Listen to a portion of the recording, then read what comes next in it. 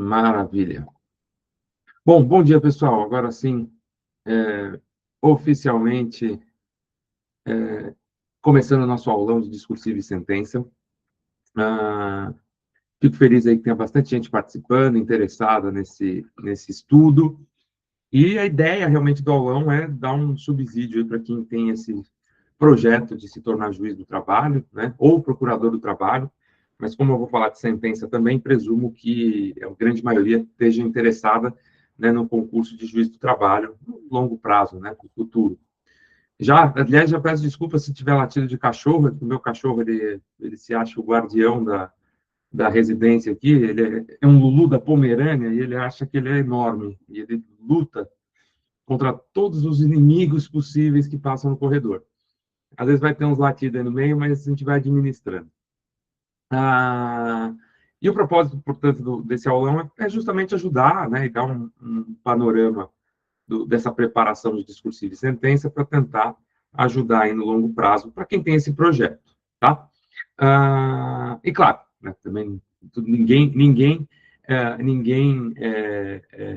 também pode imaginar, né, poderia não imaginar, também vou divulgar, claro, os nossos cursos aqui da Promagens para vocês, tá? E vai ter até presente, já vou até logo no começo falar sobre isso, tá bom? Já vi que me perguntaram, professor, tem previsão, né, do concurso, né? Ainda não tem uma previsão muito nítida de quando teremos concurso, tá? Mas eu vou falar sobre isso já já. Antes da gente começar a falar propriamente dos temas aí mais objeto da aula, né? Me apresentar, nem todo mundo talvez me conheça. Eu não sei de onde veio o pessoal, se foi só dos nossos posts no Instagram, se foi de grupo, se foi de patrocinado, enfim. Então, como eu não necessariamente todos me conhecem, me apresentar um pouquinho, né? Eu sou juiz de trabalho aqui no TRT da segunda região desde 2010. E eu comecei a dar aula para concurso já em 2011, né? Pegando, na verdade, assim, quando surgiu a ideia da Promagens, ainda na época, lá em 2011, sem nome, né? Era mais um curso, eu e outros professores que nos juntamos ali, fazíamos umas aulinhas, mas começou, na verdade, com o propósito de suprir uma lacuna que a gente percebeu à época na preparação, né? Especialmente na preparação de discursiva e sentença. A Promage surgiu lá em 2011, né, no embrião ainda sem nome, para tratar de discursiva e sentença, que eram as fases que a gente sentiu que era muito falho, sabe? Não existia, quando eu me preparava, não existia curso para discursiva, não existia curso para sentença, né? Tinha até de sentença, até tinha, mas assim era curso que não tinha correção, né? O professor não lia o seu exercício, ele só discutia o exercício, né? E falava, a solução é essa, a solução é aquela, explicava como faria, mas não lia o que você escreveu, para ver se você estava fazendo alguma bobagem, né? Então a gente estudava meio daquele jeito, tateando e seguindo as orientações, mas sem ninguém para corrigir a redação. E aí, lá em 2011, depois que eu já tinha passado, amigos, falei, não, vamos começar a tratar disso, né, de outro modo, que isso é uma falha grande aí da preparação de concursos. E aí começaram os cursos de discursiva e sentença, justamente com esse foco de corrigir a redação da pessoa, né, ler o que você escreveu, falar, putz, isso aqui tá bom, isso aqui tá ruim, tem que mudar isso, tem que mudar aquilo, né, além da orientação geral, né, genérica. E, graças a Deus, foi um sucesso desde o começo, né? A nossa tônica aqui da Promages existe, né? O curso funciona desde 2011, são realmente milhares de ex-alunos. Eu não tenho essa conta, né? Não tenho números exatos, até porque a gente nunca se preocupou tanto com essa apuração estatística, mas são centenas, com certeza, centenas de ex-alunos juízes, né? Juízes do trabalho, procuradores do trabalho também, desde a época dos concursos regionais, né? Quando fazia concurso por região, não como agora, que é concurso nacional, tá? E aqui embaixo um pouquinho do meu currículo, né? Não vou ficar lendo, mas pelo menos eu me apresentei para vocês um pouquinho. Beleza? Bom, e aí, né, aproveitando o gancho da pergunta que foi feita aqui eu não lembro quem foi, deixa eu ver aqui, deixa Deixa eu só mudar um negocinho na tela, aqui, a da Fernanda, né? Se tem previsão de concurso. Antes de falar disso, né, eu acho que é importante entender como é o contexto de concurso para juiz do trabalho e como é o contexto de concurso para procurador do trabalho. Procurador sempre foi o mesmo modo, né, nacional.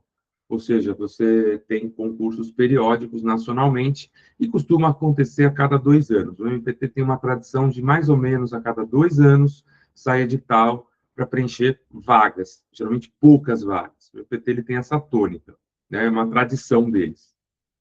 A magistratura, antigamente, era concurso regional, né, tanto é que aqui na minha apresentação mesmo, né, está lá, 34º concurso do TRT da segunda região, que era por região. Então, eu fiz o concurso do TRT2, era o 34º já, o TRT2 é um dos mais antigos, e passei.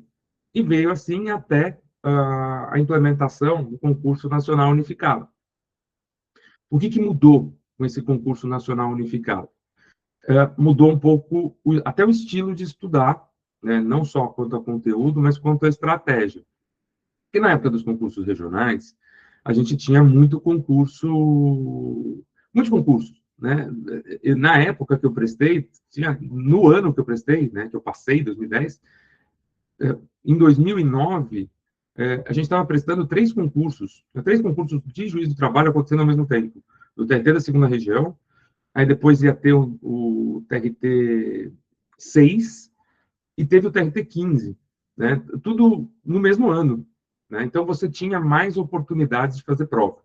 Então, às vezes, a pessoa não estava ainda muito pronta, mas já conseguia prestar o concurso, já pegava o jeito, ia aprendendo até a fazer a prova com base nas experiências ali, fazendo o concurso. Quando se institui o concurso nacional unificado, né, que a gente teve 2, mudou bastante essa dinâmica. Porque com a centralização do concurso em Brasília, né, no TST sendo responsável, no CSJT sendo responsável pelo concurso, começou a ficar espaçado. Então, a gente teve o primeiro concurso nacional unificado em 2017, aí depois a gente teve outro concurso nacional unificado, foi agora em 2024, né? Se não me engano, foi 2024. Enfim, tenho amigos que são desse concurso, inclusive. Ou seja, um período de entre-safra maior, né? E essa é a tendência, né? Sempre ter uma entre-safra, um período grande entre um edital e outro, né? Geralmente alguns anos. E aí, respondendo a dúvida da Fernanda, tem previsão? Não temos previsão oficial ainda, né? Não há previsão oficial ainda do próximo concurso de juiz do trabalho. Mas já faz um tempinho que foi a prova anterior, o concurso anterior, né? O pessoal até já vitaliciou, né, do concurso anterior, né? Ou seja, já faz mais de 2 anos. Então, a perspectiva é de que a gente tenha edital num universo aí de médio prazo. Eu não diria curto prazo, porque curto prazo seria esse ano. Esse ano não vejo perspectiva de concurso, tá? Sendo bem honesto. Porque não está acontecendo nenhuma movimentação, né? Pegando até informação de bastidor, conversando e tal, não tem nenhuma movimentação de que vá sair algo este ano. Mas talvez ano que vem, né? A gente não tem como cravar, né? Mas pode ser que tenha ano que vem, né? E aí o que eu digo, né? E muita gente fica preocupada, não vai ter nunca mais. Vai ter concurso de novo. Vai demorar um pouco mais ou um pouco menos. Mas vai sair. Até porque tem vaga. Isso é um fato. Tem bastante cargo vago de juiz do trabalho. Desde o concurso, desse segundo concurso nacional. Esse segundo concurso nacional, que foi em 2023, o pessoal tomou posse em 2024, depois do término dele, sobrou vaga disponível. Ou seja, o concurso não preencheu as vagas de juiz do trabalho. Ou seja, vaga existe e precisa ser preenchida. Então, o concurso acontecerá. E eu tenho a percepção também, e aí até considerando o que o Jonathan falou, que o próximo concurso seja segurado um pouquinho, né? Tem um pouquinho de espera mesmo, como está tendo, por conta do Enem, né? Assim, logo depois do segundo concurso nacional unificado, já surgiu o Enem. Aliás, foi no meio do segundo concurso nacional unificado, já saiu a resolução sobre o Enem.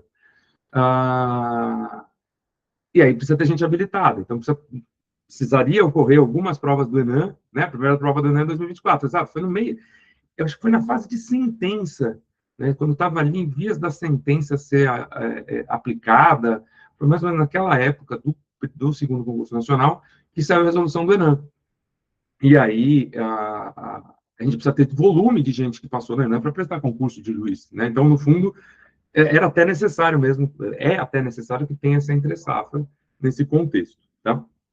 Então, assim, por que eu falo tudo isso? Primeiro, tem que ser realista e saber o projeto de vocês, né? Quando pensa no projeto do concurso para juiz, tem que saber como é, qual é a dinâmica e qual a perspectiva, né? Até para planejar, se você pretende seguir esse projeto, porque não é um projeto de curto prazo, isso que é importante saber, é um projeto de médio, longo prazo.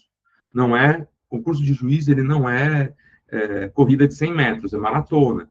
Então, assim, é algo que você planeja, vai com paciência, constrói aos pouquinhos para chegar lá e conquistar o seu cargo, tá? Então tem que ter essa consciência. E quando eu falo tudo isso, é também para dar a orientação de como estudar para o concurso de juiz do trabalho. Como a gente tem esse contexto de entre-safra, ou seja, períodos longos entre editais, o candidato ele não pode perder a chance quando ela surge. Então, o que isso quer dizer? Não dá para esperar sair o edital para você falar, vou me preparar. Vou me preparar para o concurso de juiz, putz, saiu o edital, vou ser juiz. Não vai dar certo. Você não vai ter tempo suficiente de estudar no nível que se precisa para a primeira fase e, pior ainda, para as demais, para a discursiva e a sentença, especialmente. Prova oral é uma preocupação diferente, ela é outro esquema, né? É uma preparação que se faz realmente quando você chega lá, chega na prova, dá tempo. Mas para a primeira fase, discursiva e sentença, você tem que estar pronto quando o edital sai, porque senão não dá tempo, né? Por isso, o Jonathan falou bem, no concurso passado, 80% derrubou na discursiva, né? Então, assim, você já tem que estar realmente pronto, né? Quando o edital sair, tem que estar pronto, pronto para passar. E por isso que tem que realmente pensar no longo prazo e já começar a estudar antes, né? Por isso que até o propósito do aulão é até para essa orientação, porque muita gente fica, mais para frente eu começo, né? Ou muita gente fica assim, só na leitura de lei seca, súmula, jurisprudência, precedente obrigatório, e fala, depois eu vou aprender a fazer sentença, só que você não vai aprender provavelmente em tempo hábil. Pode ser que você seja fora da curva e consiga, mas geralmente não dá, entendeu? Ainda mais, a discursiva já é um grande problema. E a sentença, até complementando o comentário do Jonathan, eu acho que era pior ainda. Nesse último concurso, até que o corte não foi tão grande na sentença, mas eu acho que foi até uma questão conjuntural, porque eles já cortaram muita gente na discursiva, e aí, assim, já estava bem triado, e eles... o pessoal que chegou, né, teve a sentença avaliada, as sentenças estavam, no geral, boas, né? Mas a sentença é um problemão, porque ela é uma peça técnica, com estrutura própria, com jeito de redigir que tem que ser aquele, né? Senão você se enrola e não passa mesmo. Grande chance de não conseguir nem terminar a prova, tá? Enfim, por isso, né? E aí, esse slide só para dizer isso. No cenário atual, o que eu devo fazer? Começa já a estudar, né? Professor, eu nem comecei a estudar para concurso ainda. Meu projeto é começar agora. Beleza, seu projeto é começar agora, talvez você não deva ainda estudar discursiva. Comece a estudar a primeira fase.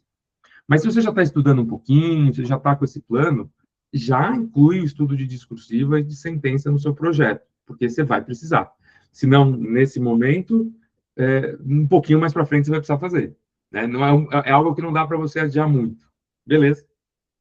E aí, respondendo a Fernanda aqui, sim, a discursiva, ela isso já é tradição, até de época de regional já se fazia muito.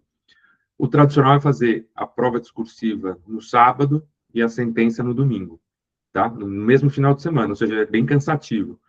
E aí eles só vão corrigir a sentença daqueles que passarem na discursiva, ou seja, você pode escrever em vão, passar seu domingo escrevendo lá e nem lerem o que você escreveu porque você não passou na discursiva, tá? Então é assim mesmo que funciona. Beleza? Desculpem. Bom, antes de eu falar, né, da preparação discursiva e sentença, fazer minha propaganda, né? Aproveitar que a sala está cheia, a galera está aqui e fazer a propaganda, né? Também não vou ser burro.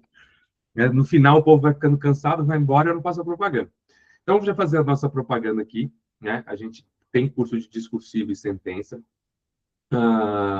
Eu coloco aqui, depois eu vou disponibilizar os slides para vocês, mas eu coloquei alguns depoimentos de ex-alunos, hoje juízes, né? Tem desde a época dos regionais lá no site, mas eu coloquei do primeiro concurso nacional e do segundo concurso nacional, né? De ex-alunos que prestaram depoimento para a gente pôr no site. Inclusive alguns que orgulham muito do segundo concurso, a Gelba, que até está preparando o curso aqui com a gente, vai dar aula aqui com a gente também, tirou um notão na sentença, ficou errado no site, preciso arrumar, aqui ficou escrito errado.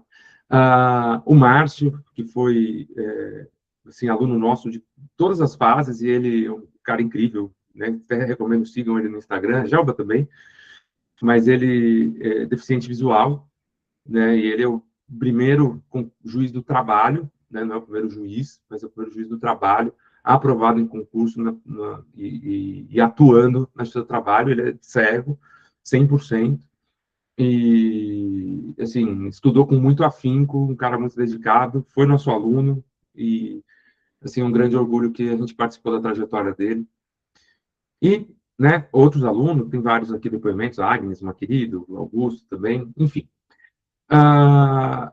E aí, explicando um pouquinho sobre como são os nossos cursos, tá? Para quem almeje essa preparação, para além do que a gente vai tratar aqui, queira um acompanhamento mesmo de curso, explicar como são os cursos aqui da Promagem de Discursivo e Sentença, tá? A gente tem curso para todas as fases, né? A gente tem curso para o Enan, depois quem quiser dar uma olhadinha no site, até se participar do aulão aqui e quiser pedir um descontinho lá para a Priscila no WhatsApp da Promagem para o Enan, ou para o curso de primeira fase, provavelmente ela te dá um cupom, fala, participei do aulão, né? Não tenho nada planejado aqui de desconto para eles, mas se pedir, eu tenho certeza que ela manda ali um descontinho.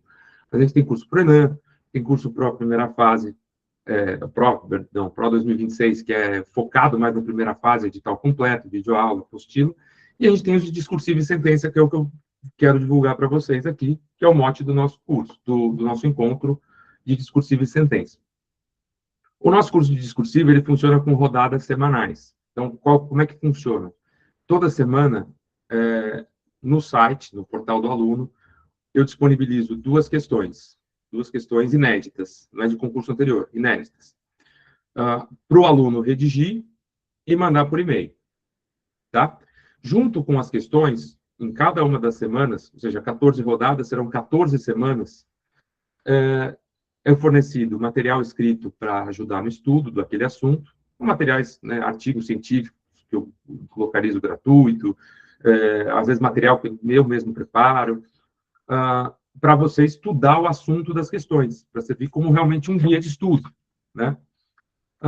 Videoaulas bem curtinhas, ensinando a estruturação de cada questão. Toda rodada tem lá uma videoaula falando, olha, eu começaria falando disso, depois falaria daquilo. Eu tento não responder, mas oriento na estrutura.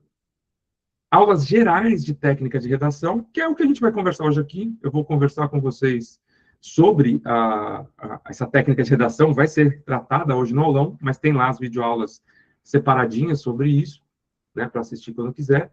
E em cada rodada, também eu coloco um clipping de notícias, ou seja, notícias da semana, notícias quentes ali, que saíram no universo jurídico, para você se manter atualizado.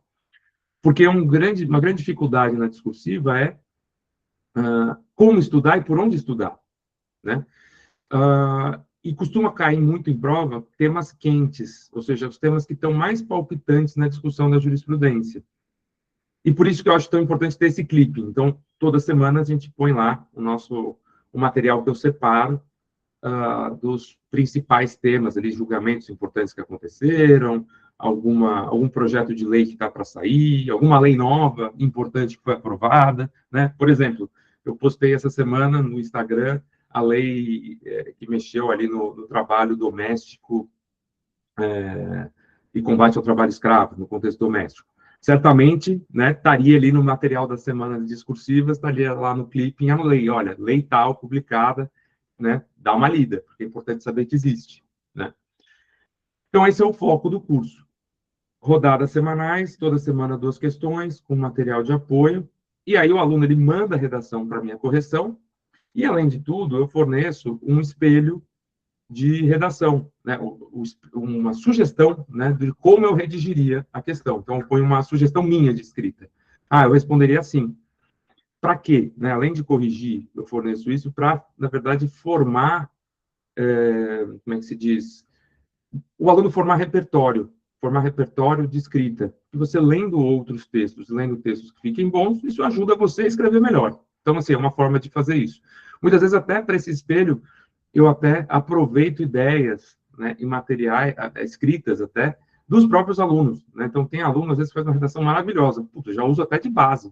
Né? Aviso, falo, ó, parabéns, eu até já separei um pouco da sua resposta, foi para a minha sugestão, porque ficou muito bom. Né? Então, esse é o mote do curso de discursivas. A primeira rodada, né? E aí todo semestre acontece o curso de discursivas. Primeiro semestre tem turma, segundo semestre tem turma. Segundo semestre vai começar em agosto, dia 10 de agosto, começa o nosso curso de discursivas. Primeira rodada, dia 10, a última 9 de novembro. Ou seja, o semestre todo estudando com essas questões semanais. Tá? Respondendo a Fernanda, se sou eu mesmo que corrige, sou eu que corrige. Tá? Eu não terceirizo para estagiário ou para outro ou para um aluno. Não, sou eu mesmo que corrijo as redações de todo mundo. Até por isso a gente tem limite de vagas, tá? Então assim, é um curso que tem limitação. Quando eu vejo que não dá para pôr mais gente, eu falo, ó, para as inscrições, porque eu não vou dar conta, tá? Então, até sem querer criar uma urgência de modo indevido, a gente já tem, a turma já está bem cheinha, sabe? Porque os alunos do primeiro semestre, quase todos renovaram para participar do segundo semestre. Eu sempre ofereço o primeiro para quem é aluno, né? Então, a gente tem pouca vaga, então, não tenho o número exato aqui, mas tem pouca vaga, então, quem tiver interesse, aproveite, tá? E aí tem a versão com correção e tem a versão ouvinte, porque às vezes a pessoa não tem tempo, fala, estou sem tempo de escrever. Pô, dá para se inscrever sem ter a sua redação corrigida, mas você tem todo o mesmo material, todas as mesmas questões para você ler, estudar, os materiais de apoio, o espelho, a minha sugestão de escrita, você vai ter acesso às mesmas coisas. Eu só não vou ler o que você escreveu, que é uma forma também de quem está sem tempo conseguir participar e estudar do discursivo, tá? Ou seja, não tem diferença entre os cursos, salvo a escrita. Legal? Aí a dica e o presente. Eu não falei que tinha presentes lá, falou, pessoal, vai ter presente no aulão? Então, presente é cupom, tá? Então, eu vou fornecer isso aqui, quem quiser, mas já fica aí a informação. O cupom é aulão, sentiu, aulão 1, tá?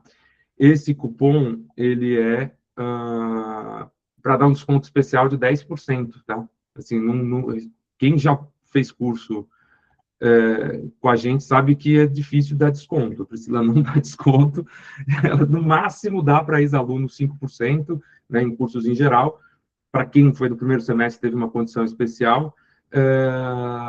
Então, assim, aproveitem que, assim, é um cupom bem agressivo para o padrão que a gente faz, porque é um curso trabalhoso, então eu não abro mão de ser um valor justo para o trabalho que dá, mas é um desconto bem bacana de 10% e é só até domingo, é só até amanhã, tá? É o cupom de hoje para amanhã, até meia-noite de amanhã, ou até ter vaga, beleza? Então, tá aí os links. Se entrar no site, vocês acham os links dos cursos, mas vai ter aqui no slide também, eu vou mandar para vocês. Legal? E o de sentença, e eu já fazer de propaganda também, eu vou falar rapidinho, prometo. Foi o primeiro curso que a gente criou, né? O primeiro curso que eu fiz, e posso dizer que é meu curso preferido, é o que eu mais gosto. Muitos anos fazendo esse sistema com encontros ao vivo, né? E é o que eu acho mais gostoso, porque talvez ele perca, talvez de prova oral seja mais gostoso, porque aquela vibe da galera chegou e está em vias de passar, né? Tem uma vibe diferente e muita interação. Mas o de sentença, sem dúvida, acho que é meu curso preferido, é o que eu mais gosto de ensinar, é sentença. E qual que é a dinâmica dele, né? São 4 encontros ao vivo, 4 sentenças por semestre. O aluno tem, claro, né, no site, videoaula teórica sobre estruturação, é o que eu vou falar aqui, tá? A videoaula teórica de técnicas de redação de sentença é o que eu vou abordar aqui com vocês, mas tem no site, gravado, né? Está gravado já até um tempinho, eu preciso renovar até a gravação. Mas tem essa parte teórica, tem modelos de autotexto, sugestões minhas de autotexto para memorizar, para agilizar em prova, e os 4 encontros ao vivo. São 4 sentenças, cada aula, cada um dos encontros ao vivo, sempre sábado de manhã, das 8h30 a 1h, mais ou menos, é tratada de uma sentença inédita, a gente resolvendo ela junto, né? Por que esse encontro ao vivo é importante? Ele é para realmente a gente discutir o exercício, a sentença vira o guia da aula, ou seja, eu vou resolver com vocês do começo ao fim da sentença, e a sentença é nosso guia para tratar dos temas ali correlatos. Então, sempre tem um tema jurídico importante para a gente discutir, né? Então, sei lá, tem um pedido de horas extras e a questão do enquadramento no artigo 62. Então, quando a gente chega nesse assunto, vira uma aulinha daquele assunto para a gente discutir junto, e aí realmente com interação de todo mundo. Então, vira um grupão de estudos, todo mundo acaba se ajudando, porque um tira dúvida com o outro, um aluno traz uma colaboração, busca um julgado e traz na aula, então fica muito bacana, enriquece bem o estudo de todos, tá? E até tem grupo de WhatsApp, até desse primeiro semestre, o pessoal estava mandando até uns julgados interessantes esses dias. E aí, claro, além desses encontros ao vivo, que a gente tira toda a dúvida, conversa, resolve os exercícios, para quem contrata a versão com correção, me manda o exercício que eu vou corrigir, tá? Aí manda a redação por e-mail, eu faço a correção, até demora um pouquinho, às vezes, para corrigir, mas eu sempre corrijo, porque eu quero fazer uma correção bacana da redação de cada um. Então, são exercícios longos, né? E esse curso também tem limite de aluno por isso, senão eu não consigo corrigir de todo mundo. Então, para quem contrata com correção, tem essa correção individualizada da redação. Quem contrata ouvinte vai ter todo o mesmo conteúdo, eu só não vou ler o que você escreveu. A mesma dinâmica. Mas eu forneço material de apoio escrito, né, do tipo autotextos, eu forneço, como é que se chama? Uma sugestão de redação. Então, pego o exercício, depois eu faço um modelo de como eu solucionaria, coloco no portal do aluno, forneço o meu espelho de correção com os meus comentários. Olha, até para quem não conhece, deixa eu ver se eu tenho aqui, ver se eu tenho bobagem, né? Óbvio que eu tenho, mas deixa eu separar aqui, que eu não deixei separado.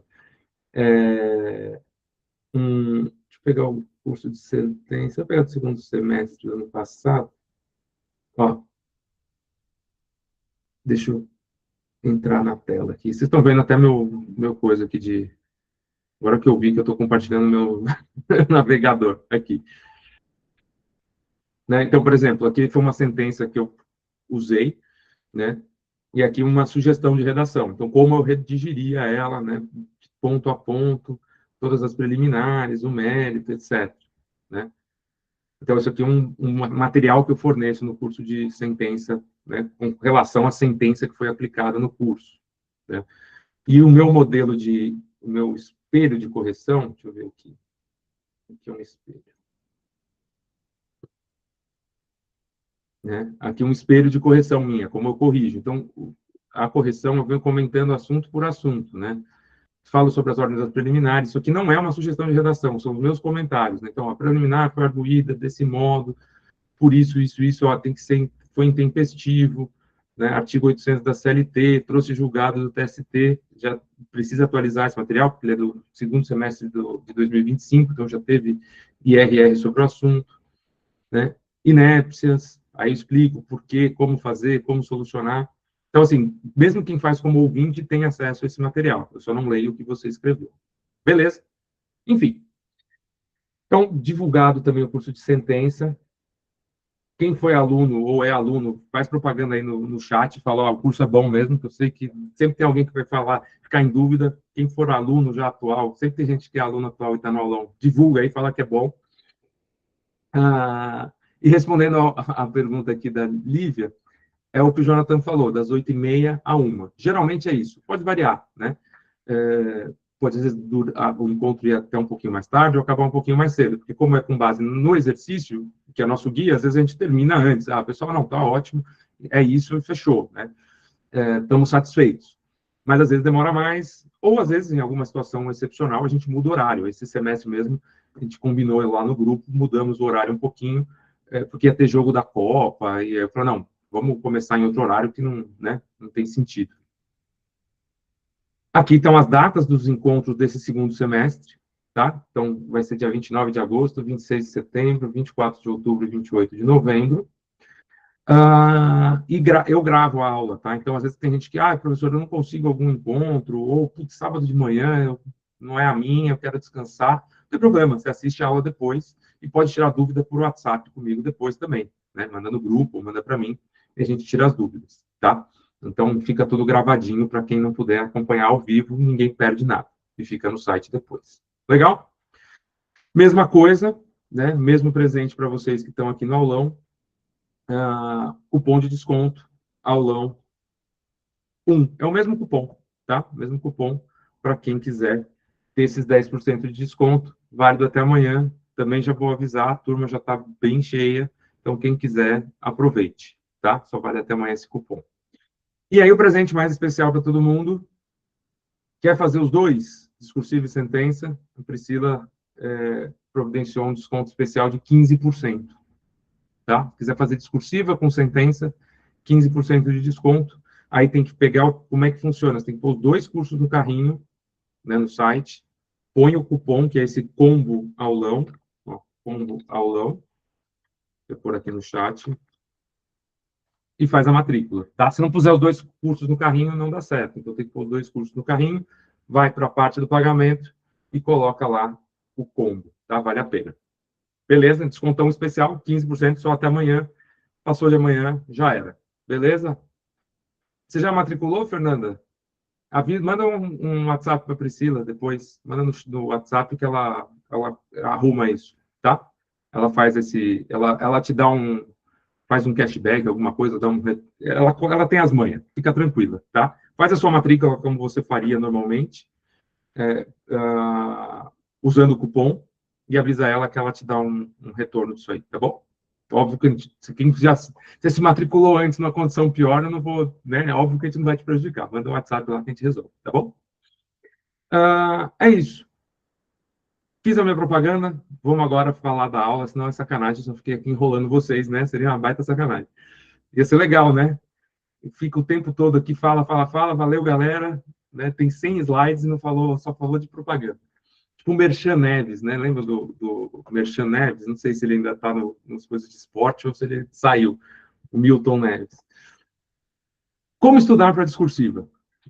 Qual o WhatsApp? Espera aí, deixa eu mandar aqui. 11 97 761 0569? Acho que é isso. Deixa eu ver aqui no... Espera aí, deixa eu parar, né? 977610569, é isso mesmo. Já mandei aqui, ó, tá? Mas o WhatsApp é só para quem, igual o caso da Fernanda, tá? Que ela precisava resolver essa questão. Quem não está matriculado, só pondo o cupom lá vai dar tudo certo, beleza? Bom, como estudar para discursiva? Ponto de partida.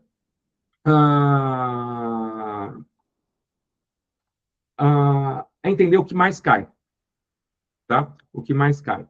Então, as matérias centrais são essas daqui: direitos humanos, direito constitucional do trabalho, direito do trabalho, processo civil. Essas primeiras aqui, até processo civil, são as matérias mais centrais numa discursiva, tá? A tendência das perguntas envolverem fundamentalmente esses temas. Pode cair alguma coisa de administrativo? Pode cair alguma coisa de civil? Pode cair alguma coisa de empresarial? Pode, claro. Pode cair tudo, né? Mas, geralmente, quando aparece uma questão discursiva envolvendo administrativo, civil ou empresarial, é de modo mais acessório. O que eu quero dizer? Tem alguma conexão com algum tema central do direito do trabalho. Porque não esqueça, né? Você vai fazer um concurso para juiz do trabalho, certo? O que o juiz do trabalho faz? Ele julga causas trabalhistas. Então, assim, eles não vão fazer perguntas de grande densidade sobre direito civil, sobre direitos reais, entendeu? Então, você não vai pirar nesses assuntos no seu estudo, óbvio. Você vai focar, né? Quando está estudando discursivo e quando está estudando sentença, os assuntos que é o dia a dia do juiz do trabalho. Pode aparecer de modo correlato? Pode. Por exemplo, administrativo. É uma questão que envolve servidor público. É direito do trabalho com administrativo, né? Eles estão meio entremeados. Isso tem chance de acontecer, né? Alguma questão de empresarial que envolva, né, a parte societária, de estruturação de empresa, porque envolve uma questão de grupo econômico. Então, assim, a questão do grupo econômico envolve uma discussão sobre a sociedade limitada também, sabe? Algo que conecte com a nossa necessidade trabalhista, tá? Tanto na magistratura quanto no MPT. O foco é esse, o central, é o que você vai dar mais atenção. Mas, claro, na magistratura, tem matérias que são só nossas, como formação humanística, aparece especificamente para a gente, e questões do Estatuto da Magistratura. Pode aparecer uma questão envolvendo aspectos disciplinares. Não é comum, mas pode aparecer. E no MPT, o regime jurídico do MPU, que eles têm todo... E aí não sou o cara para falar sobre isso, assim como a vagar, mas a dinâmica da estruturação da carreira, as regras, até o Estatuto de Ética do Ministério Público cai lá no MPT, né? O que muda de enfoque, né? Dá para estudar para os dois, a discursiva de magistratura e MPT? Dá. Inclusive, eu tento sempre colocar temas que cairiam nos dois concursos, no nosso curso. O que muda um pouco é a forma de direcionar a resposta, porque o MPT, diferentemente da magistratura, ele é uma instituição que ele tem como posso dizer, eu não queria usar o termo viés, que fica ruim, né? Parece que é enviesado, mas é uma instituição que ela tem um propósito nítido, ela tem uma mentalidade definida, né? Que é aquela defesa da ordem jurídica, a defesa, né, da proteção dos trabalhadores, né? Então, é uma atuação um pouco mais agressiva, vamos dizer assim, né, na busca de algumas coisas, e você tende a seguir a posição da instituição. O MPT, inclusive, ele tem coordenadorias, né? Coordenadorias temáticas, tem COR de infância, COR de igualdade, CONALES, né? Então, COR de infância é a coordenadoria de infância, CONALES é de liberdade sindical, né? A COR de igualdade é de não discriminação, de igualdade. E essas coordenadorias, elas têm até posicionamento já da instituição sobre alguns assuntos, do tipo, isso pode, isso não pode, cláusula desse tipo em negociação coletiva viola a liberdade sindical. E você tem que seguir, né? Este mote, este norte. Na magistratura, o que muda? Você vai seguir, fundamentalmente, nas suas respostas, o que o TST pensa, né? Essa é a tendência, né? Como o TST vem decidindo. Não que você vai decidir também, né? Afinal, você não quer... você quer ser aprovado, então você vai dizer o que o TST vem decidindo. Só que o que muda? Às vezes tem coisas que não estão muito pacificadas, e aí você tem uma certa liberdade maior de decisão, né? O MPT costumam ser 5 questões apenas, então você tem 1 hora por questão, e a magistratura, geralmente, 10 questões, tá? Outra diferença, a magistratura, nos 2 últimos concursos, limite de linhas, tá? No primeiro Nacional Unificado, eram apenas 30 linhas, sem exceção. Claro, é bom entre aspas, porque é duro fazer uma pergunta, uma resposta, às vezes, com tudo que você tem para falar em 30 linhas. No segundo nacional, eles mesclaram. Tinham questões que eram 30 linhas, questões que eram 60 linhas. Tá? No MPT, não tem limite de linhas. Escreve muito. Por isso que eles põem menos questões também. Tá? Ambos em 5 horas e o que torna bastante desafiador é a administração do tempo aqui. Tá? Que a gente já vai falar sobre isso. Fontes de estudo, por onde estudar, né? Doutrina, claro, mas aí é importante saber, né, para a discursiva, você vai pegar aquelas matérias-chave que eu conversei com vocês agora há pouco. Você vai focar mais em quê? Ler doutrina de capa a capa? Não. Você não vai pegar o Godinho e ler ele inteiro igual um romance, porque não é um romance. Aliás, de romance não tem nada. É chatíssimo ler o Godinho de capa a capa. Gosto muito do livro dele, mas é chato, né? Cansativo.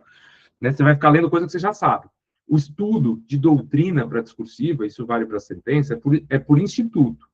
Então, você vai pegar algum instituto que você tem mais dificuldade, algum instituto que é mais difícil, na sua organização, né? Pega ali o edital e vai se organizando o que você vai estudar, né? Eu vou estudar essa semana sobre esse tema. Legal.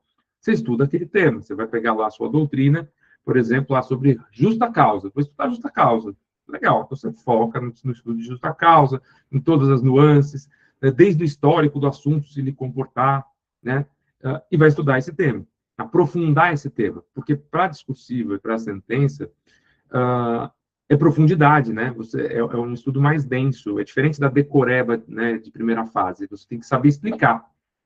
Então, estude por instituto e tenha muita atenção em conceitos, tá? Eu acho que isso é bem importante, conceitos, princípios, e eu não pus aqui natureza jurídica, características dos institutos, requisitos dos institutos, tá? Por quê? Na prova discursiva, é muito importante explicar os institutos. Então, por exemplo, sua pergunta, né, a pergunta que você está respondendo em prova envolve justa causa, né? O que é importante você explicar? Não, um conceito do que é justa causa, né? O que é uma justa causa? A penalidade máxima no contexto do contrato. Quais os requisitos para uma justa causa ser válida? Eu preciso observar requisitos objetivos, né?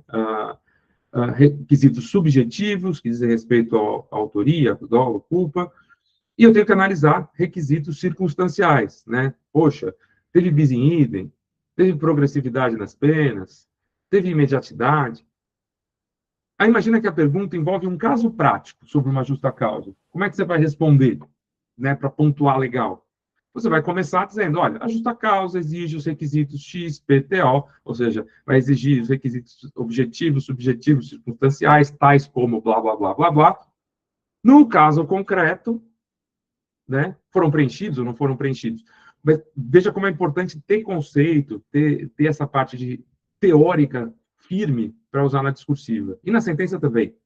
Então, quando você vai estudar, tenha uma atenção especial a isso, né? Nos conceitos, nos institutos, nas suas características, para você usar em prova. Tá? E isso que pontua, porque o que vale na prova discursiva não é acertar ou errar, simplesmente. Eu dei a resposta certa. É, na verdade, o caminho, o raciocínio, é mostrar que você sabe.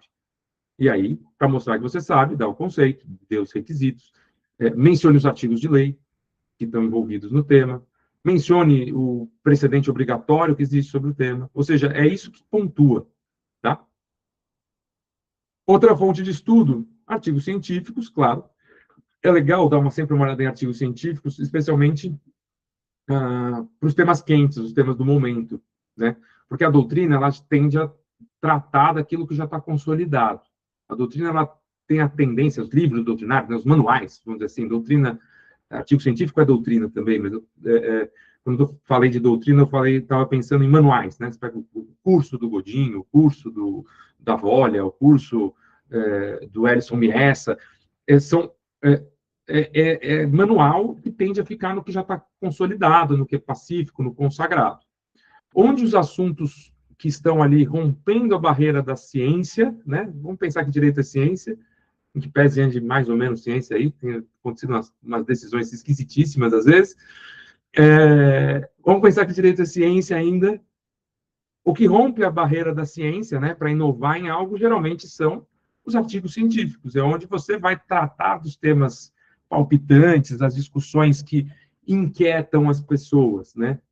Então, artigo científico é sempre legal dar uma olhada em revistas científicas, se está saindo alguma coisa. Antigamente a gente tinha a LTR, que era maravilhosa, né? A revista LTR, que ela tinha tudo que estava de quente, aparecia ali, né? Tinha artigo melhor, artigo pior, mas sempre aparecia alguma coisa, putz, isso aqui é legal, vou dar uma lida. A gente não tem mais, mas a gente tem hoje muita coisa online, gratuita. Então, é legal dar uma olhada nisso. Inclusive, né, para quem faz curso com a gente, sabe, essa preocupação dos temas palpitantes, eu que tenho aqui, que eu fico separando os temas quentes, eu faço esse papel, né? Mas se você estiver estudando sozinho, seja curioso, veja o que está acontecendo no mundo, veja as notícias, né, que sai lá no site do TST um caso diferente, vê lá no Conjur, vê lá no Migalhas o que saiu de interessante de alguém escrevendo sobre algo, sabe? Isso ajuda muito, beleza? Notícias jurídicas, né? Sites em geral, Migalhas, Conjur, site do TST, site do STF, site do STJ, né? Tem as notícias desses sites, tem até alguns tem push, né? Que eles mandam conteúdo para vocês. E, claro, dominar muito bem a jurisprudência dos tribunais superiores. Então, assim, IRR, tem que saber todos.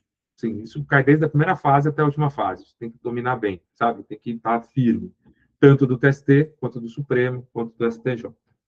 Tá? Do STJ menos, né? Só aquilo que realmente interessa para a gente. Você não vai ficar decorando coisa do STJ em geral. Beleza? E aí, como administrar o tempo, né? Até o que o Bruno comentou aqui, né? Prova passada erraram a mão, né? Ficou difícil administrar o tempo. Exato. Né? Às vezes ficam perguntas muito densas e é difícil. Então, assim, quando você tem na magistratura, né, 5 horas para 10 questões, você tem, em média, 30 minutos para cada resposta. É pouco, né? É uma correria.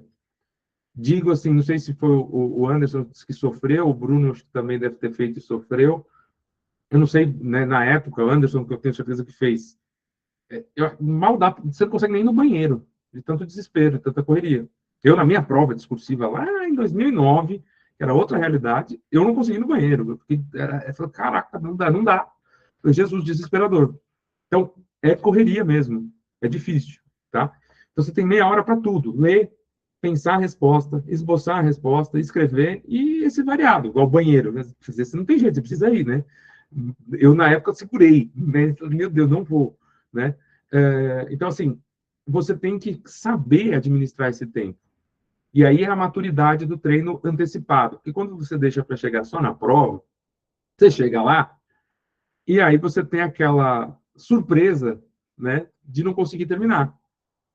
Então, assim, você já tem que ter a consciência que você vai ter que conseguir fazer em 30 minutos cada uma. Não tem jeito. Não tem jeito, né? E por isso treina antes para bater essa meta. Entendeu? Se você vai fazer magistratura, treina para fazer em meia hora a sua resposta. Entendeu? Senão você se enrola. Por exemplo, o Bruno falou aqui, ó, passei 47 minutos na primeira. Putz, se você gastou 47 na primeira, você já tem menos tempo para as próximas. Então, é uma administração de tempo mesmo. Então, isso é difícil, só que fica até a dica, né? Não sei se foi o que o Bruno fez aí na época.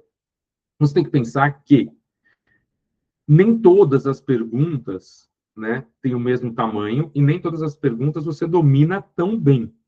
Então, por exemplo, poxa, tem um assunto que eu não sei bem e caiu na prova. Bom, aí, se por estratégia você gastar mais tempo no assunto que você sabe para fazer uma resposta linda e gastar menos tempo e fazer uma pergunta, uma resposta mais ou menos no assunto que você não sabe bem, beleza. Aí é estratégia. Aí não é que você se enrolou, você foi, na verdade, esperto, né? Então, tem que pensar nisso. Tem resposta que é 60 linhas. Bom, se é 60 linhas, beleza, eu vou então dedicar um tempinho a mais para elas do que as de 30. Né? Então, é realmente avaliar isso na hora também. Você tem que avaliar o peso, né? No segundo nacional, isso eu também, alguém falou que erraram a mão, né? Eu acho que erraram a mão e nem todo mundo pensou na hora. O peso das respostas era o mesmo. A de 30 linhas e as de 60 linhas variam mesmo um ponto. Bom, a gente não precisa ser gênio, né? Eu vou garantias de 30 linhas, essas eu tenho, né, menos espaço, vou fazer o meu melhor para garantir pontuação nas de 30 linhas, as de 60 eu sacrifico, às vezes, linha, ué. Paciência. Então, você, né, tô sem tempo, tô ficando sem tempo, pô, vou fazer de 30, né, que essa eu vou conseguir terminar, a de 60 eu deixo para depois. Então, assim, você tem que administrar ali na hora, e isso você pega o jeito treinando mesmo, tá? Então, aqui, por exemplo, uma questão, né, uma discursiva, algumas, elas têm até itens, né? Então, olha que difícil responder um negócio desse. Esse acho que é do primeiro nacional, estou na dúvida se é do primeiro ou do segundo. Eu tirei um print de tela aqui, né? Mas o Sindicato das Indústrias Têxteis, etc. e tal, tem os editais de grande circulação, um novo sindicato, registro, tá, tá, tá, tá, tá, tá. Aí pergunta, infringiu-se o princípio da universidade sindical? Item 1. Item 2. Reconhecida a existência civil, era necessário fazer o seu registro sindical? Veja, uma pergunta que eu tenho 30 linhas para responder um assunto que é denso, que é unicidade sindical, organização sindical. Né? Concorda? Eu tenho... O que é importante falar sobre esse assunto? Falar, né, da organização sindical brasileira, estrutura piramidal, por categoria, com unicidade, base territorial mínima, Tudo isso é importante, né? E eu tenho que fazer caber tudo isso nessas 30 linhas. Então, não é desafiador mesmo, tá? Não é fácil. Legal? O MPT é diferente. Não tem limite de linhas. Aí o desafio é outro, é profundidade. Quem já prestou MPT aí, se tiver alguém que já prestou, comenta. Mas eu posso dizer o seguinte, as provas do MPT costumam ter muita profundidade no que é esperado na resposta. Os espelhos deles, assim, tem tudo, tudo. A sensação que eu tenho, e conversando com uma amiga, a professora também procuradora, ela também acha, ela que até fala, a sensação dela é que, assim, eles pegam todas as respostas, olha o que todo mundo falou, e fala, legal, vamos juntar tudo no espelho, tudo que todo mundo falou é importante. E é um espelho gigante. E assim, você fala, cara, é impossível falar tudo aquilo. Então, o desafio é outro no MPT. Não é bater o número de linhas, conseguir pôr tudo em poucas linhas. É, na verdade, conseguir falar tudo o que eles esperam no pouco tempo que tem. Tá? Então, assim, são enfoques diferentes. Inclusive, para quem... pus aqui uma questão do MPT, quem quiser vai dando uma lida, não vou ler a questão junto, mas ou depois ler os slides que eu vou fornecer depois, o MPT, ele tem essa tradição do aprofundamento que é diferenciada, tá? E aí, inclusive, para quem né, faz curso aqui com a gente, puta, eu vou prestar MPT, meu foco é fundamentalmente MPT. Beleza. Então, você me avisa que seu foco é MPT, ignora o limite de linhas que eventualmente eu tenha colocado e faz o seu melhor, entendeu? Que eu vou avaliar como se fosse uma prova do MPT, tá? E aí, problemas comuns que todo mundo tem, né? Ficar nervoso, se enrolar com o tempo, problema de argumentação jurídica que fica fraca, letra ilegível, né? E não mencionar dispositivos de lei, etc. Né? Veja, como superar isso? Nervosismo. Fundamentalmente é você ter bagagem de estudo, bagagem de treino. Isso vai reduzir muito o seu nervosismo. Não vai tirar, mas vai reduzir muito. Você já treinou, né? Treino é jogo, a gente sabe, mas quanto mais você treina, mais confiante você chega. A mesma coisa para o tempo. Treino vai fazer diferença. Dificuldade de argumentação jurídica. Como melhora também? Treino. Tudo é treino. Caligrafia. Esse é treino e esforço também da mãozinha para escrever bonito, né? Mas é importante, tá? Você não precisa ter a letra linda. Você precisa ter a letra legível. Eu mesmo aqui já tive muito aluno que tinha uma letra que visualmente é bonita, você olha e fala que letra bonita. Só que você não entende o que o cara escreveu. É bonito, mas não é legível. Então, assim, tem que ser legível. O examinador ele tem que entender, né? E também com treino, você vai pegando o jeito de sempre se esforçar a mencionar dispositivos de lei. Isso é bem importante, mencionar dispositivos de lei, tá? Então, como é que você vai estruturar, né? Como é que você resolve isso tudo? Primeiro, com treino e até técnica de redação. Como é que faz uma discursiva? Como é que você vai responder uma discursiva? Você planeja primeiro, é... você planeja primeiro o que vai escrever com brainstorm, né? Que a gente fala que é a tempestade de ideias. Antes de começar a escrever, evidentemente.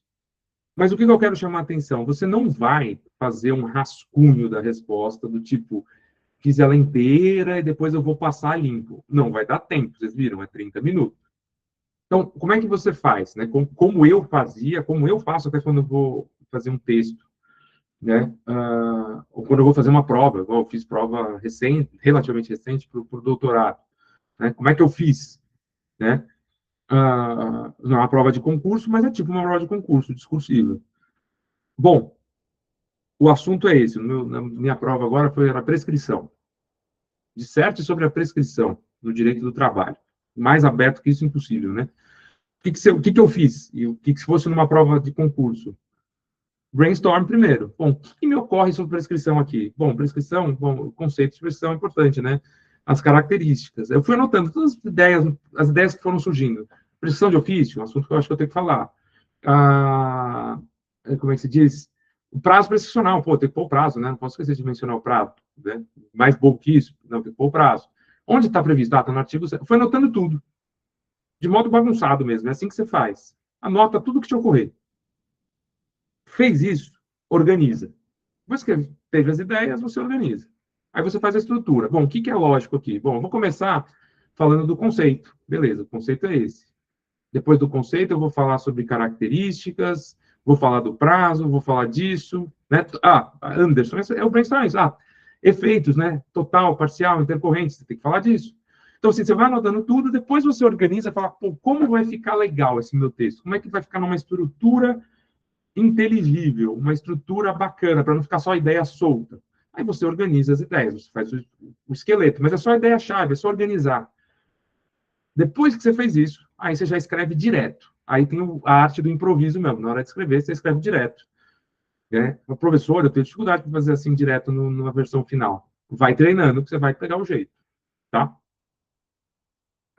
Por isso o treino é tão importante. A maior estratégia é treinar muito com prova real, com prova anterior. Eu não tenho condição de fazer curso, não tem problema. Pega provas de concurso anterior, faz à mão, pega um assunto jurídico qualquer, disserta sobre ele, sabe? É isso. Dá para estudar sozinho, né? Por isso que é muito importante essa estrutura adequada para você conseguir mostrar para o examinador que você tem a capacidade argumentativa, que você tem conhecimento suficiente para passar nesse concurso, tá?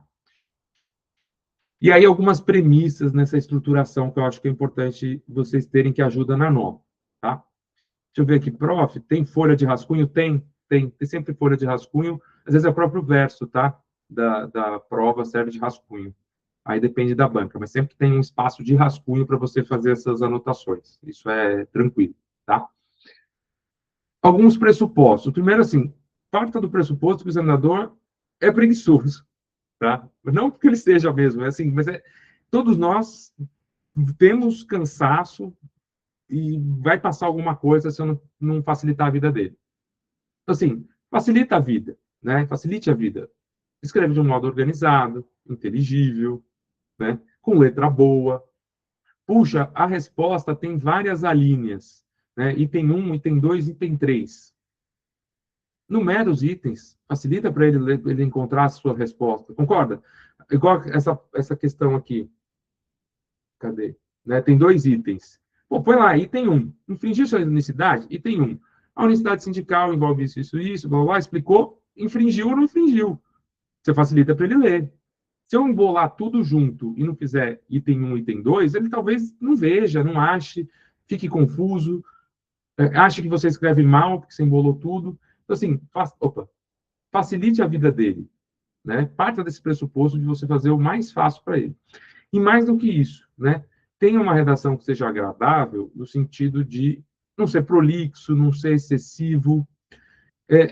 Inclusive, muita gente fica, vocês puseram, eu pus aqui, né? Cuidado com firulas, né? Cuidado com cerejas do bolo. Eu não sei se vocês já ouviram essa expressão, mas durante alguns concursos, tinha gente sempre muito preocupada com enfeitar a prova, com colocar cerejinha. Não, vou pôr isso aqui, vou mencionar um instituto XPTO, vou fazer um paralelo para falar do assunto. E aí você fica fazendo firula e pondo cerejinha, mas você não entregou o básico, que é o bolo. Então você tem que entregar o bolo. A cereja você põe se der, né? Se o bolo ficar pronto.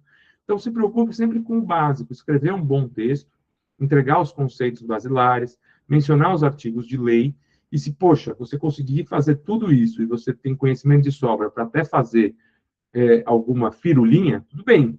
Mas se preocupe mais em entregar o básico bem feito, porque é isso que faz a diferença. E é sempre importante caprichar na parte jurídica, para não ficar no lugar comum. Né? Então, eu vejo muitas vezes em correção de aluno que a pessoa responde certo, mas ela fica no lugar comum. Tá, mas o que embasa essa sua resposta? Tem alguma lei que fala do assunto? Tem algum instituto jurídico que trata do assunto? Tem uma norma internacional que trata do assunto? Põe na sua resposta, né? Então, essas balizas aqui ajudam muito a ter um bom desempenho, tá? Isso eu já falei, né? Planeja a resposta, não tem tempo para rascunho. E a estrutura, isso aqui é importante. Uma estrutura basilar de qualquer escrita.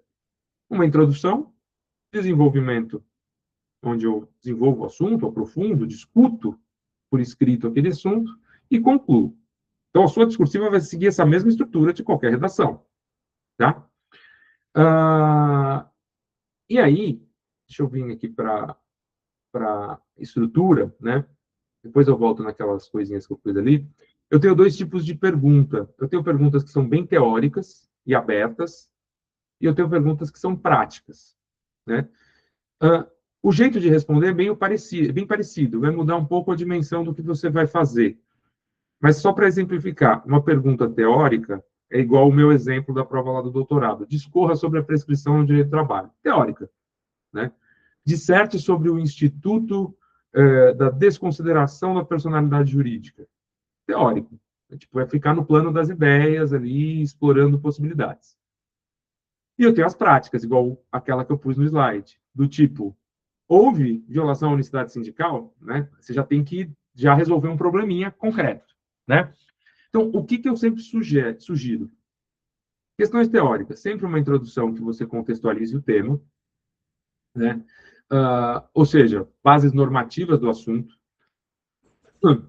E aí, até respondendo ao George já, e eu vi que tem uma pergunta da Fernanda, já respondo. Eu sempre sugiro começar pelas normas internacionais, se existir, passa pelas constitucionais e depois vai para os dispositivos de lei. Eu sempre sugiro fazer isso, tá? Acho que ajuda, né, como estilo de escrita. Posso fazer diferente? Pode, claro. Você pode começar já mais direto no ponto e depois falar, inclusive por isso, há normas internacionais. Isso é estilo de escrita. Mas eu acho sempre prático começar nessa estrutura piramidal mesmo. Começa do internacional, passa na Constituição, chega na lei, né? Faça uma boa introdução com esse contexto. Depois, você vai para a definição do instituto, já quando está desenvolvendo o texto, definição do instituto, natureza jurídica, características importantes, e depois você entra no aprofundamento mesmo. Então, às vezes, tem correntes interpretativas, é um assunto teórico que tem uma parte da doutrina diz uma coisa, a outra diz outra. Aborde as correntes, aprofunde o assunto, né? Discuta o tema. Tem uma posição que pensa isso ou uma posição que pensa aquilo, né? E aí você se posiciona. Não, no meu entender, a corrente A é mais acertada, por isso, isso e isso, né? Então, a estrutura acaba sendo essa, né? E sempre tem aqueles argumentos de autoridade. O que é o argumento de autoridade? Né? É algo que já está, por exemplo, pacificado ou já uma sinalização de entendimento na jurisprudência. Então, você vem, explica tudo e fala, inclusive, existe uma súmula sobre esse tema, que reforça exatamente a minha conclusão. Né? Inclusive, existe um IRR, que já pacificou o tema. Né? Então, isso é sempre importante inserir, se existir, porque às vezes não existe. Quando existe esse tipo de argumento de autoridade, que seria um julgado, um IRR, uma súmula, você tem que pôr. Tá? E aí você conclui, né? De algum modo, você conclui dizendo, ó, o certo é isso que eu estou dizendo aqui para vocês. Tá? Essa é uma de teórica. Numa prática, vai mudar? Vai mudar um pouco a forma aqui, né?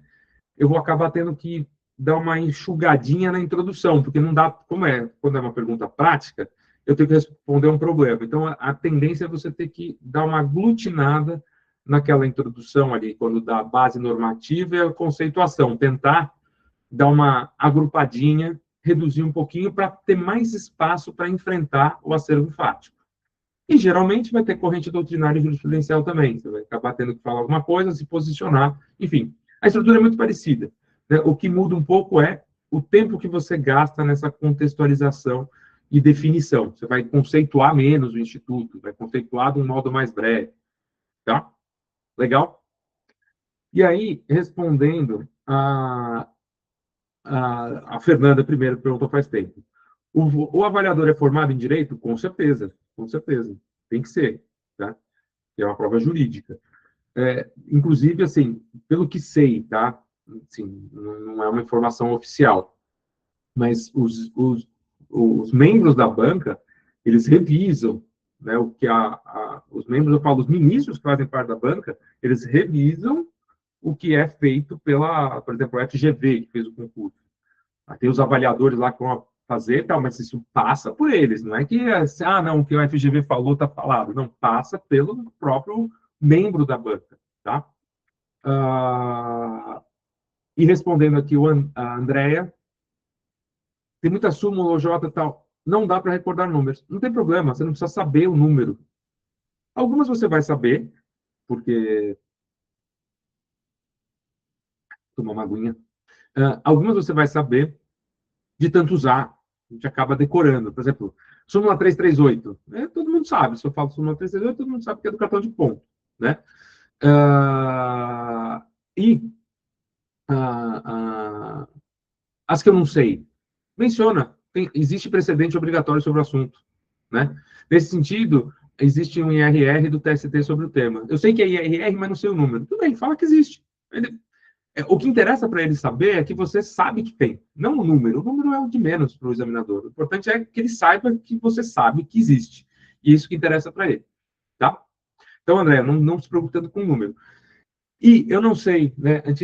Agora a gente tem uma. Qual CLT vocês estão usando? Tem Vademécum? Tem alguns Vademecums que às vezes tem no índice remissivo alguma referência, né? Algum número de súmula OJ ou de IRR.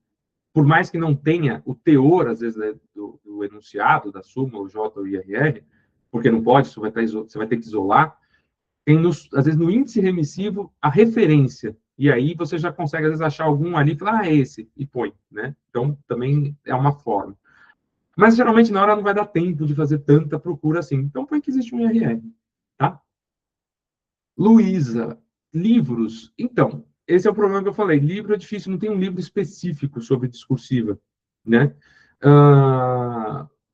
O que a gente tem são materiais esparsos, ou seja, são os artigos científicos dos temas quentes, é estudar a doutrina mesmo, pegar os manuais e estudar por instituto, seleciona um instituto ali na sua organização semanal para você estudar, para aprofundar.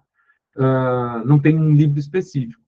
Acho válido, né, como é que se fala? Talvez, eu não ganho nada, eu sempre faço propaganda, eu não ganho nada. Na verdade, eu ganho, às vezes, o livro deles de presente. Mas aquele, que não está meio fácil de pegar, mas aquele livro de súmulas e OJs comentadas, sabe, do Erison Messa e Henrique Correia, é um bom material para você aprofundar um estudo de jurisprudência, entender os julgados. Ele é um baita livro, eu acho ele maravilhoso, enorme, né? Você vou ler ele inteiro? Não. Quando você faz tudo por instituto, né? Pega lá.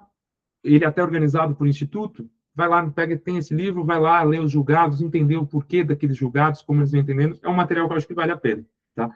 Não ganho nem R$ 1 por divulgar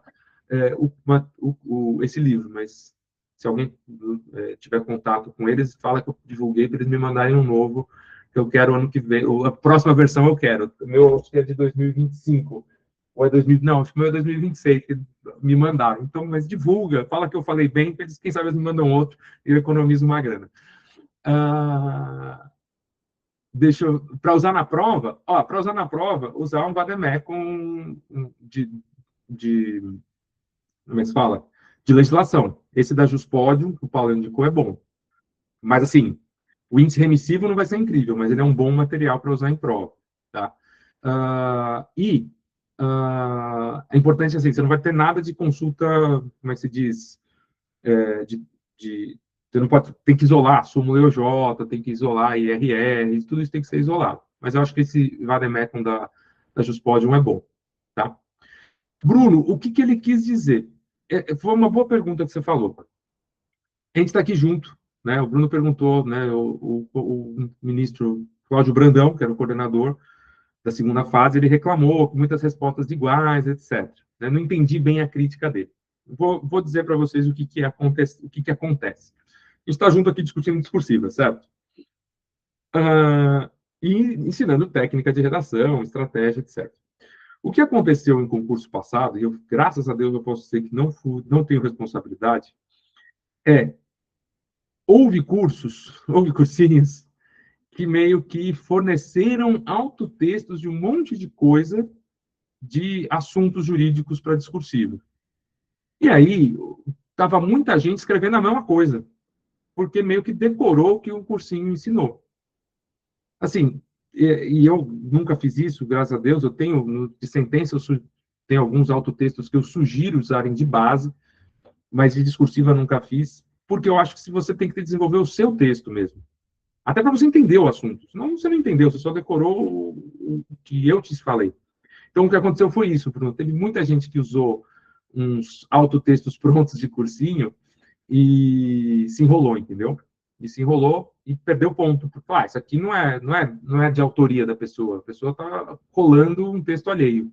Né? E foi um pouco o que aconteceu com alguns. Tá? Ah, sobre as disciplinas, eu falei no começo, tá, Flávia? Está lá no começo, direito de trabalho, direito constitucional, direitos humanos, processo civil e processo de trabalho são as centrais. Para usar na prova, deixa eu ver aqui, CLT comentada. CLT comentada é bom, Fernanda. Vale a pena colocar no seu cotidiano de estudo também. Eu acho bom. Sempre ajuda. O Homero tem uma, né, o Homero Batista, não é a mais densa, mas é boa. Antigamente, eu não sei se ainda tem, tinha a do Saad, que era uma CLT comentada muito boa, mas eu não sei se existe ainda. Tá? E o que levar para a prova? Legislação seca. É vademécum. Vademécum. Antigamente, né, a gente tinha a CLT da LTR, que era muito boa, e eu recomendava também, mas a LTR quebrou. Salvo engano, alguém estava assumindo a fazer uma CLT tipo a da LTR, acho que algum ministro encabeçou essa ideia, acho que estava levando para Venturoli, editora, acho que era para Venturoli, uma CLT tipo a da LTR, também é um material que é legal. Vou até pesquisar se eles fizeram mesmo, tá? Bom, voltando aqui. Então, essa importância aqui da estrutura, do estilo. Eu vou mencionar também o material, o livro do BES, que é de normas internacionais, é bom, e o GNR também é importante. Eu vou até sugerir 2 de internacional no final aqui. E algumas técnicas de escrita, que isso você vai pegar com o treino, mas assim, sempre sugiro, prefira frases curtas, ajuda, parágrafos curtos, né? Isso ajuda muito a formação ficar clara. Tem gente que é naturalmente prolixa, ou seja, escreve muito, tem muitas idas e vindas, muitas vírgulas, muitos parênteses, muitos travessões com isso às vezes confunde as ideias de quem está lendo. Fica um texto cansativo, pesado. Prefira frases curtas, parágrafos curtos, né? Caprichando, claro, sempre em concatenar as ideias, porque também tem gente que tem dificuldade com isso, que joga frases soltas, né? As ideias elas têm que se conversar, uma tem que levar a outra, é um storytelling mesmo, é contar uma história para o leitor. Então, caprichar muito nos conectivos, né? Conectivo do outro sim, nessa toada, nesse contexto. Por outro lado, né, para fazer uma oposição, isso é sempre importante, tá? Caprichar nisso para melhorar o seu texto. Legal? Isso aqui eu já falei. Resposta com alíneas eu já falei para vocês também, né? Vou tentar organizar, se a pergunta tem itens, responder com itens.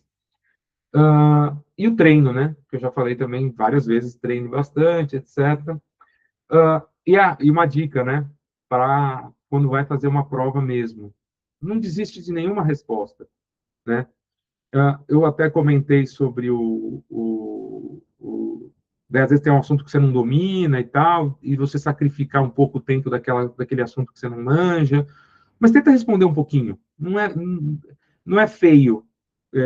E o fato de uma resposta não ficar tão boa ou ficar fraca não prejudica as outras que estão boas. E a gente fica com vergonha, falar, não vou nem escrever nada dessa daqui, porque eu não sei nada, e vai parecer que eu estou inventando, e fica com vergonha de se prejudicar, e com medo de se prejudicar nas outras, né?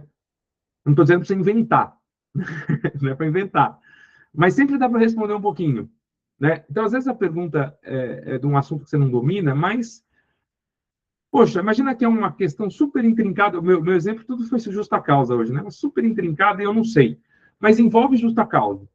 Pô, eu sei o que é justa causa, eu sei os requisitos de uma justa causa, não sei? Põe isso no papel, escreve um pouquinho, olha, a justa causa exige isso, isso e aquilo, o conceito é esse, blá, blá, blá, blá, e meio que morre depois a resposta, porque você não tem como evoluir, mas você deu alguma coisinha para ele pontuar. Então, assim, não desiste de nenhuma, nem que seja um pouquinho, o básico que você souber, fala, porque isso vai te ajudar a pontuar alguma coisinha. Até porque as correções são por espelho, né? Deixa eu pegar aqui Até mostrar para vocês, deixa eu colocar aqui para mais, provas dos aprovados. Você tem a sentença, ó, pegar uma discursiva aqui, né? Não vou fornecer isso para vocês, porque é de ex-alunos que passaram, mas só para mostrar, né, uma resposta. Olha que linda a letra, né? Ajuda muito. Organizado por item aqui, ó, item A, né? E aí mostrar um pouco até a estrutura do texto. Olha como é que fez aqui a candidata. A responsabilidade civil consiste na conjugação de três elementos, né, ação, omissão, dano, nexo causal, né, artigo 186 e 187 do Código Civil. No âmbito laboral, o empregador pode ser responsabilizado nos moldes do artigo 7º da Constituição. Exatamente o que eu falei para vocês, né? Uma introdução, contextualizando as bases normativas do assunto, dando o conceito do instituto, né? Ela ainda vem, complementa, fala, olha, a responsabilidade objetiva é possível, conforme o Supremo definiu no tema 932, ela sabia de cabeça o tema, ótimo, né? Se não soubesse, segundo já definiu o STF em temas de repercussão geral, não põe o número, né? E veio explicando todo esse arcabouço no começo para dizer, no caso da pergunta, no caso dos autos, né? E aí ela resolveu, era uma pergunta prática, né? Então veja que a estrutura, né? E é uma pessoa que tirou uma nota boa, passou com folga, é aquela que eu falei para vocês, né? É aquela que eu falei para vocês. E aí sobre o, deixa eu pegar um espelho aqui, um espelho, prova com espelho, acho que essa aqui é. É a mesma, peraí, onde está o espelho? Acho que ele está no final. Aqui, ó, o espelho está no final. Né? Quando eu falo, ó, tenta responder alguma coisinha, né? Ó, uma pergunta qualquer. Não vou até pegar um, peraí, deixa eu pegar a resposta um, que era a que eu estava mostrando. Essa aqui é um, né? Ó, o que estava no espelho? Né? Identificar que houve acidente de trabalho. Atividade de risco, indicação da repercussão geral do Supremo. Nem pôs o número, ó. Artigo 927. Ela fez, pontuou. Ó, tirou até nota máxima, realmente estava muito bom. Né? Reconhecer a culpa concorrente, isso ela não foi tão bem. Veja, tem um monte de coisa no espelho. É um assunto que você não domina tanto, mas se você entregar alguma coisa para ele, ele tem como te pontuar um pouquinho que seja. Então, assim, lute por todas. Lute por todas. Beleza? Dicas finais, então, aqui, né? Uma parte que eu gosto sempre de falar, mas isso eu trato mais nas videoaulas depois, para quem participar do curso. E eu vou dar esses slides para vocês, mas eu sempre sugiro, né, que tenha uma boa noção dessas norminhas internacionais. Então, é sempre importante ter em mente que isso sempre é útil em prova. Falar da Constituição da OIT, né, o preâmbulo da Constituição da OIT tem informação importante, a Declaração da Filadélfia, né, eu tenho alguns tratados internacionais que sempre enriquecem o texto e que acabam cabendo em alguns assuntos, né, a Declaração de Direitos Humanos, o PIDESC, o PIDCP, né, o Pacto Internacional de Direitos Civis e Políticos, são várias norminhas internacionais, né, Declaração Sociolaboral do Mercosul, são as norminhas internacionais que, assim, não são obrigatórias, mas dependendo da pergunta, você dá uma passadinha no assunto, né? Mencionar ajuda muito a mostrar profundidade, né? A gente tem, né, algumas convenções importantes, tem as Core Obligations da OIT, até não sei se eu esqueci alguma, isso aqui era mais antigo, acho que teve alguma nova aí, eu não pus, ou eu pus, é 155, acho que era nova, né? Enfim. As convenções da OIT é sempre importante, isso cabe em quase sempre não, mas cabe em muita coisa usar a convenção da OIT, né? Então, assim, é a 190, exato. Faltou a 190 aqui, tá? Já fica o disclaimer aqui, era um slide antigo, eu falei, tem alguma que falta, né? Falta 190 aqui, esqueci de atualizar. Então, tem 11 core obligations, né? A 190 que está em vias de ratificar, né? Enfim, tem um monte de norma internacional, isso aqui eu vou fornecer o slide para vocês, vou até corrigir aquele slide ali, que são legais você ter em mente. E aí, duas indicações, né, bibliográficas. para usar em prova. Porque o que interessa não é ficar lendo a convenção em detalhe, tá? Talvez no MPT caiba você falar mais, mas o mais importante é saber que existe e citar. O que você vai usar do livro, desse tipo de livro? O índice. Ah, fica tranquila, Fernanda. Ela não vai responder mesmo. Hoje não vai responder, agora não vai responder. Mas fique em paz que a sua situação está resolvida. Confie em mim, vai ser resolvida. A indicação aqui desses dois é mais para você ter o, o índice, para mencionar as normas, tá? Então, tem o BEAS, que muita gente usa. Eu não sei para qual ele foi ainda, a capa do que eu tinha era da LTR, não sei qual editor ele está agora. Mas eu sei que do BES, às vezes, não sai, demora para sair edição nova, quando sai, esgota, né? O pessoal sofre um pouco com esse livro, às vezes, para achar. E tem esse daqui, ó, da Juspodium, que é do Gustavo das Chagas. Assim, o Gustavo das Chagas, assim como eles são MS, é procurador do trabalho. Eu conheço o Gustavo, não pessoalmente, porque ele está no Nordeste, mas ele já fez até coisa aqui com a gente, na Promagens, de material, tá? E é bem bom esse livro dele de legislação internacional. Antes ele escrevia sozinho, ele tinha, sozinho, só ele, por outra editora. E aí ele se juntou com o Ellison e essa, e foram para a Juspodium juntos, né? Porque o Ellison é muito mais famoso, né? Assim, como professor, e deu um peso na obra para dar mais, né? Certamente para dar mais visibilidade, mais vendagem, eles se juntaram. E eu tenho certeza que é bom, tá? Isso aqui você pode levar na prova, sim, tá? Porque ele não é esses livros eles não são doutrina, eles, na verdade, são vademecums de norma internacional. Então, ele é um compiladão das normas internacionais, entendeu? É tipo um vademecum das convenções, dos tratados, etc. Então, como não tem comentários, não é doutrina, pode. Pelo menos era, como é o do BES, né? É um tratadão, tá? Beleza? Dá só uma conferida se eles não põem comentários. Mas se tiver comentários, você pode isolar, né? Até curioso, eu guardo até hoje. Peraí, deixa eu pegar aqui para mostrar para vocês, só um instante.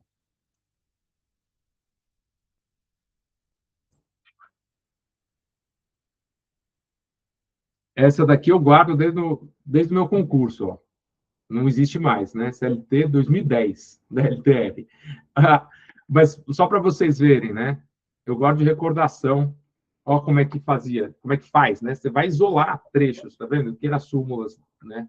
Está grampeado com papel da época, eu nem tirei. Né? E aí você tinha que isolar, e às vezes você isola até, né, algumas informações que não cabem, né? Por exemplo, algum comentário. Então, é possível sim, tá?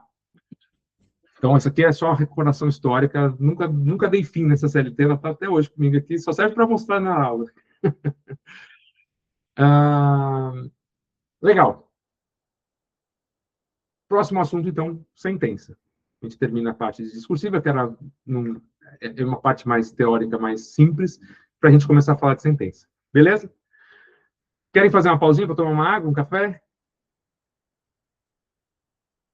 Sim? Não? Sim? Vamos dar 5 minutinhos, vai? Vou dar 5 minutinhos, porque aí eu tomo uma água e a gente já volta. 5 minutinhos a gente retoma. Fechou? Até já.